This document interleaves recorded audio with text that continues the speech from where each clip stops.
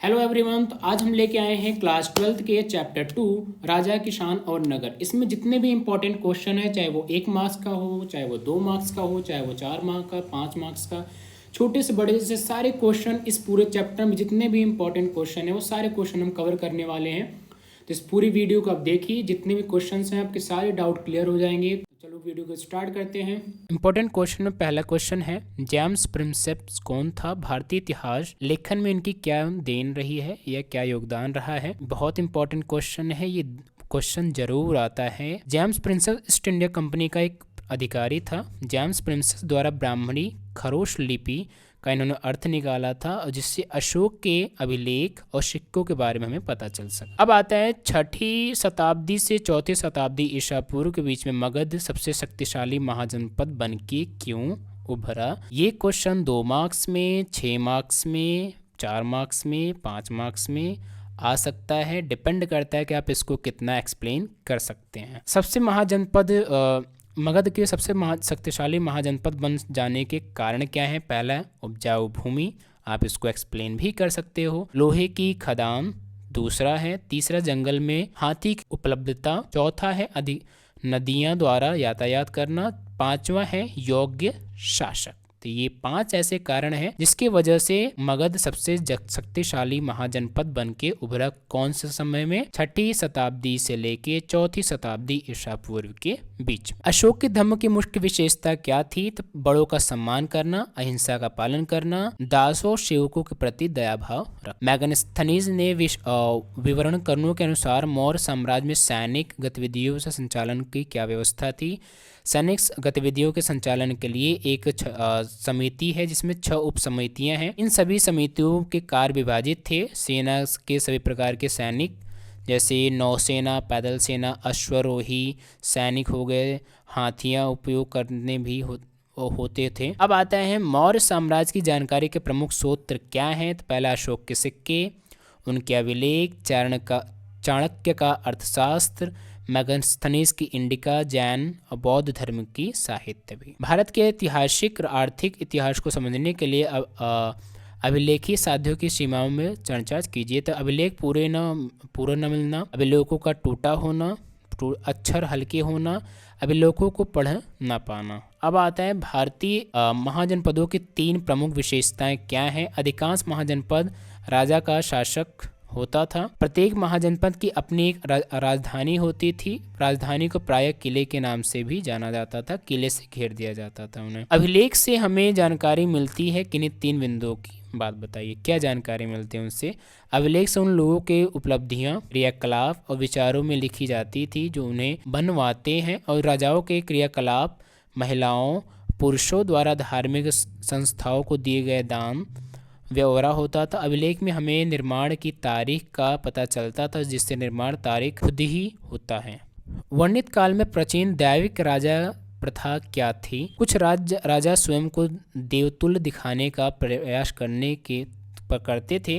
जैसे कुषाण शासक अपने मंदिरों में अपनी विशालकाय मूर्ति लगवाई थी, और कुछ शासक स्वयं को देवता बनाने के लिए अपने नाम के आगे देवपुत्र की उपाधि लगाते हैं, जैसे कि चाइना में लगाते। अच्छा, मौर्य साम्राज्य की कृषि से संबंधित 3 विशेषताएं हैं। पहला है उत्पत्त बढ़ाने की हल का प्रयोग करना। दूसरा है भारी बारिश वाले क्षेत्रों में लोहे का फाल का प्रयोग करना, और सिंचाई के लिए कुएं, तालाब, नहरों का पानी प्रयोग करना। तो ये 3 कारण हैं जिससे उपजाऊ बढ़ी है। अच्छा, जेम्स प्रिंसेस का भारतीय अभिलेख के विज्ञान में क्या क्या योगदान रहा? तो पहले तो James princess east India company का एक अधिकारी था। जेम्स प्रिंसेस ने 1830 के दशक में ब्राह्मणी खरोश लिपि का इन्होंने अर्थ निकाला था, और जिससे अशोक के अभिलेख और सिक्कों के बारे में हमें पता चल पाया। जेम्स प्रिंसेस के अथक प्रयास के बाद अभिलेखों को पढ़ना आसान हो पाया। ये क्वेश्चन हमने पहले भी डिस्कस करा था, अब भी कर रहे हैं, तो बहुत इंपॉर्टेंट है, इसको जरूर कर लेना। अब आता है भारतीय इतिहास में सिक्कों के महत्व का प्रकाश डालिए।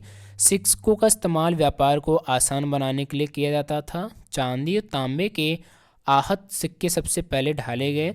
प्रयोग में आए सोने के सिक्के बड़े पैमाने पर प्रथम शताब्दी ईसा पूर्व कुषाण राजाओं ने जारी किया था। कभी कभी पूछा जाता है कि सोने के सिक्के किसने जारी किए थे, तो वो कुषाण राजाओं ने करे थे, और भव्य सिक्के गुप्त शासक द्वारा चलाए गए थे। सोने के सिक्के सबसे भव्य सिक्के कितने गुप्त शासकों ने चलाए थे। मौर्य काल में नगर एवं व्यापार के बारे में आप क्या जानते हैं? तो इन नगरों का विकास लगभग 6ठी शताब्दी ईसा पूर्व में विभिन्न क्षेत्रों में हुआ, जिससे अधिकांश नगर जो महाजनपदों की राजधानी से सभी नगर संचार मार्गों के किनारे बसे थे। पाटलिपुत्र जैसे कुछ नगर नदी के किनारे थे, यहाँ व्यापार बड़े पैमाने पर होते थे। सिंपल सी बात है, जो नदी किनारे नगर रहेगा वहाँ व्यापार ज़्यादा होगा, क्योंकि यहाँ जल के थ्रू यातायात आसान होता था। दक्षिण भारत में उभरी सरदारियों के बारे में कोई 3 तथ्य बताइए। दक्षिण भारत में चोल, चेर, पांड्य जैसे सरदारी उभर कर आए। ये राज्य बहुत समृद्ध थे। कई सरदार और राजा लंबी दूरी के व्यापार द्वारा राजस्व जुटाते थे और उनकी जानकारी तमिल संगम और ग्रंथ से हमें मिलती है। आपके अनुसार प्राचीन भारतीय इतिहास में मौर्य साम्राज्य किस प्रकार महत्वपूर्ण था? प्राचीन भारतीय इतिहास में मौर्य साम्राज्य सबसे ज़्यादा महत्वपूर्ण था। मौर्य साम्राज्य का लगभग 150 वर्ष तक चला, लेकिन चंद्रगुप्त मौर्य के इस अखंड भारत बनाने का प्रयास किया। अशोक एक शक्तिशाली शासक था। इनके अभिलेखों में प्राचीन भारत की लगी जानकारी मिलती है। भारतीय इतिहास में राजा अशोक के योगदान पर चर्चा थोड़ी बहुत कर लेते हैं, आ जाता है कभी कभी इनके बारे में। अशोक प्रारंभिक रूप से भारत का सर्वप्रसिद्ध शासक माना जाता है। अशोक ने कलिंग, उड़ीसा पर विजय प्राप्त की थी। अशोक वह पहला सम्राट था जिसने अपने अधिकारियों और प्रजा के लिए संदेश प्राकृतिक पत्थरों, पॉलिश किए गए स्तंभों पर लिखवाए थे। अशोक ने अपने अभिलेखों के माध्यम से धम्म का प्रचार किया। धम्म के माध्यम से बड़ों के प्रति आदर, सन्यासियों ब्राह्मणों के प्रति उदारता, दासों के साथ उदार व्यवहार और दूसरों धर्मों का परंपरा का आदर करना। और कहा कि अशोक ने अभिलेख से पता लगा कि मौर्य साम्राज्य के 5 प्रमुख राजनीतिक केंद्र थे, जैसे राजधानी पाटलिपुत्र थी। अशोक ने अपने साम्राज्य को अखंड बनाए रखने के लिए प्रयास किया। अशोक ने धम्म के प्रचार के लिए महामात्य नामक अधिकारियों का भी नियुक्ति किया था। मौर्य साम्राज्य के प्रथम और प्रमुख विशेषताओं का वर्णन कीजिए। मौर्य साम्राज्य के प्रशासन। मौर्य साम्राज्य की प्रमुख 5 विशेषताएं हैं, जैसे राजधानी पाटलिपुत्र थी, तक्षशिला, उज्जैनी, तौलशी और स्वर्णगिरी। साम्राज्य संचालन के लिए भूमि और नदियों दोनों मार्गों का आवागमन रहता था। आवश्यक था कि यात्रियों के खान पान की व्यवस्था भी की जाती थी और सेना सुरक्षा भी की जाती थी। एक प्रमुख माध्यम था कि सैनिक गतिविधियों के संचालन के लिए एक समिति, 6 उप समितियाँ होती थी। इनमें एक समिति का काम नौसेना का संचालन करना, दूसरी समिति का काम यातायात, तीसरी का खान पान था। दूसरी का यातायात और खान पान दोनों, तीसरी का पैदल सैनिकों का संचालन करना, चौथी का अश्वारोहण का देखभाल करना, 5वीं का रथारोहण का देखभाल, 6ठी का हाथियों का संचालन करना। और साम्राज्य की आर्थिक राजनीतिक उपलब्धियों के बारे में थोड़ा सा हम विस्तार करते हैं। पहला है मौर्य साम्राज्य के राजनीतिक उपलब्धियां क्या थी। पहले 5 राजनीतिक केंद्र, राजधानी पाटलिपुत्र शासन पश्चोत्तर और अफगानिस्तान, बलूचिस्तान तक फैला था। मजबूत सैन्य व्यवस्था, बेहतर गुप्तचर थे। व्यवस्था सैनिक गतिविधियों को संचालन के लिए एक समिति और 6 समितियां भी थी। मौर्य साम्राज्य की आर्थिक उपलब्धियां, मूर्तिकला, व्यापार, कृषि। मूर्तिकला होगी, व्यापार हो गया, कृषि हो गया, शिल्पकला, सोने की खदानें, ये सारी चीज़ें हैं। अभिलेख क्या होते हैं? इतिहास लेखन में इनका क्या महत्व होता है? सीमा पर तर्क सहित व्याख्या कीजिए। अभिलेख पत्थर पर या धातु या मिट्टी के बर्तन पर जैसे कठोर सतह पर खुदे होते थे। इतिहास लेखन में इनका महत्व। अभिलेख द्वारा साध्य इतिहास के प्रमुख सूत्र हैं। अभिलेख के माध्यम से ही अभिलेख शास्त्रियों को बीते काल की भाषा, राजाओं के नाम, अभिलेखों की गति और अभिलेख का संदेश आदि महत्वपूर्ण जानकारी प्राप्त होती है। फिर आता है इसी में इतिहास लेखन में अभिलेख की सीमाएं क्या थी। पहला तो अक्षरों का हल्का ढंग से उत्कीर्ण होना। दूसरा, अभिलेख टूटे हुए होते थे और लुप्त हो जाते थे। वास्तविक अर्थ का ना निकल पाना, अभिलेख को भाषा समझ न आना और रोजमर्रा के जीवन की जानकारी न मिल पाना। उसके बाद एक क्वेश्चन आता है, थोड़ा लास्ट है ये। वर्णित काल के दौरान देहांत में कौन से प्रमुख बदलाव आए और स्पष्ट कीजिए। इतिहासकारों द्वारा जातक और पंचतंत्र जैसे ग्रंथों का वर्णित कथाओं में सीमाएं सबसे इनके हैं। औलिपि बंद कराया गया। उपज बढ़ाने के लिए लोहे के फाल वाले हल का प्रयोग होता था। खेती से जुड़े लोगों में भेद बढ़ता जा रहा था। भूमिदान के साध्य मिलने लगे और भूमिदान अभिलेख इस समय देश के कई हिस्सों में मिले हैं। अब कुछ इंपॉर्टेंट क्वेश्चन भी है। ब्राह्मणी खरोष्ट लिपि का अर्थ किसने निकाला था? तो ये निकाला था जेम्स प्रिंसेप ने। किस राजा ने प्रियदर्शी अर्थात मनोहर आकृति वाला कहा गया? सम्राट अशोक को। महाजनपद की संख्या कितनी है और उनके नाम क्या क्या थे? 16 महाजनपद थे। कंबोज, गंधार, कुरु, पांचाल, शूरसेन, मत्य, कौशल, काशी, मल्ल, वज्जी, मगध, अंग, चेदी, वत्स, अवंती और अत्सम। गढ़ अथवा संघ नाम के महान जनपदों का किसका शासन था? कई लोगों ने समूह का भी जी से सभी को राजा बोला जाता था। भगवान महावीर और भगवान बुद्ध का संबंध किससे था? गढ़ से। सबसे प्राचीन अभिलेख किस भाषा में लिखे गए थे? प्राकृत में। 6वीं से 4वीं शताब्दी ईसा पूर्व में कौन सा महाजनपद शक्तिशाली था? मगध। मगध जनपद कहाँ है? बिहार में। पाटलिपुत्र मगध की राजधानी कब बना? 4वीं शताब्दी ईसा पूर्व में। मौर्य साम्राज्य के संस्थापक कौन है? चंद्रगुप्त मौर्य 300 ईसा पूर्व में हुए थे। चंद्रगुप्त मौर्य के दरबार में कौन एक यूनानी राजदूत आया था? तो नाम था मैगस्थनीज। कौन सा प्रदेश सबसे अपनी सोने की खदान लिए प्रसिद्ध था? स्वर्णगिरी जो केरल में है। धम्म का संदेश किसने दिया? सम्राट अशोक ने। धम्म महामात्र नामक विशेष अधिकारियों की नियुक्ति किसने की? सम्राट अशोक ने। त्याग प्रशस्ति इलाहाबाद स्तंभ लेखक कौन थे? हरिशेन थे जो समुद्रगुप्त का राजकवि था। भारत का सबसे प्रसिद्ध विधि ग्रंथ कौन है? मनुस्मृति। संगम साहित्य किस भाषा में लिखा गया है? तमिल भाषा में। बौद्ध धर्म के किस भाषा में लिखा गया है? पाली भाषा में। आधुनिक सभी भारतीय भाषाओं में लगभग सभी लिपि मूल हैं ब्राह्मणी लिपि में। आरंभिक भारत में व्यापारियों के संघ को क्या कहा जाता था? श्रेणी।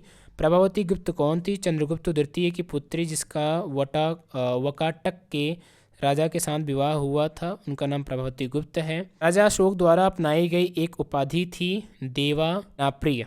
सोने के सिक्के सबसे पहले किस राजा ने कराए थे? कुषाण राजाओं ने सर्वप्रथम सोने के सिक्के बनवाए थे। मौर्य साम्राज्य कितने प्रांतों में विभक्त है? 5 प्रांतों में। धम्म के क्या सिद्धांत हैं? बड़ों का आदर करना, सेनानियों और ब्राह्मणों के प्रति उदारता, शिव को दासों के प्रति उदार पूर्वक व्यवहार करना, दूसरे धर्म और परंपराओं का आदर करना। अपासदक के पतन के बाद शवों को अंतिम संस्कार का नया तरीका अस्तित्व में आया, क्या कहलाता है इसे? महापाषाण।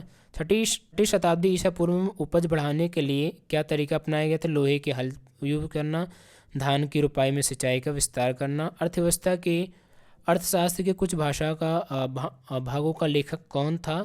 कुछ भागों का लेखक कौन था? चाणक्य, कौटिल्य। कुषाण शासकों ने अपनी उच्च स्थिति प्राप्त करने के लिए क्या किया? अपने नाम के आगे देवपुत्र का नाम यूज करने लगे और विशालकाय मूर्तियां भी बनवाने लगे। सुदर्शन झील का निर्माण किसने और कब करवाया था? मौर्य साम्राज्य के स्थानीय राज्यपाल ने करवाया था, जिसका मरम्मत शासक रुद्रदामन ने करवाया। मनुस्मृति में राजा को क्या सलाह दी जाती थी? भूमि विवाद से बचने के लिए सीमाओं के गुप्त पहचान बनाकर रखनी चाहिए, इससे भूमि में वस्तुएं भी दबाकर रखनी चाहिए। आता है ब्राह्मण मध्य एशिया में आए शकों को क्या कहते थे? मलेच्छ या बर्बर। अशोक का सिंह शीर्ष को आज महत्वपूर्ण क्यों माना जाता है? यह भारत का सरकार का राजसिंह चिन्ह है जो एकता, वीरता, प्रगति और उच्च आदर्शों का प्रतीक है। दानात्मक अभिलेख क्या है? जो दान दिए गए दानों धार्मिक स्थानों को दिए गए दानों का विवरण होता था दानात्मक अभिलेख में। गृहपति कौन होता है? घर का मुखिया जो घर में रहने वाले बच्चों को, महिलाओं और नौकरों दासों का नियंत्रण करता है, उसे गृहपति कहते हैं। सबसे प्राचीन अभिलेख किस शासक के हैं? मौर्य साम्राज्य के अशोक के, जिसने उसमें धम्म नाम का प्रचार किया है। बाणभट्ट कौन है? कन्नौज के शासक हर्षवर्धन का राजकवि था, इसने हर्षचरित नामक पुस्तक लिखी है। मुद्रा शास्त्र क्या है? मुद्रा शास्त्र जिसमें सिक्कों का चित्र, लिपि, धातु अध्ययन करते हैं। अग्रहार क्या है? ब्राह्मणों को दान दिए गए जाने वाले भूमि के भाग को कहते हैं, इस पर कोई कर नहीं लगाया जा सकता। बंगाल एशियाटिक सोसाइटी का गठन कब हुआ? 1784 में। हड़प्पा सभ्यता के प्रमुख शवों के अंतिम संस्कार का नया तरीका अस्तित्व में आया था, क्या कहते हैं इसे? महापाषाण कहते हैं। 6वीं शताब्दी ईसा पूर्व में उपज बढ़ाने के लिए तरीके बनाए गए। ये तो हो गया हमारा। अर्थशास्त्र के कुल भागों का लेखक कौन है? चाणक्य हैं। ये चैप्टर यहीं फिनिश होता है। नेक्स्ट चैप्टर की जो वीडियो है आपको जल्दी मिल जाएगी। सारे इंपॉर्टेंट क्वेश्चन इस चैप्टर के आपको मिल जाएंगे। इसमें कोई भी ऐसा क्वेश्चन नहीं है जो छूटा हो, ठीक है। अगली जो चैप्टर की वीडियो है जल्दी आपको मिल जाएगी। Thank you.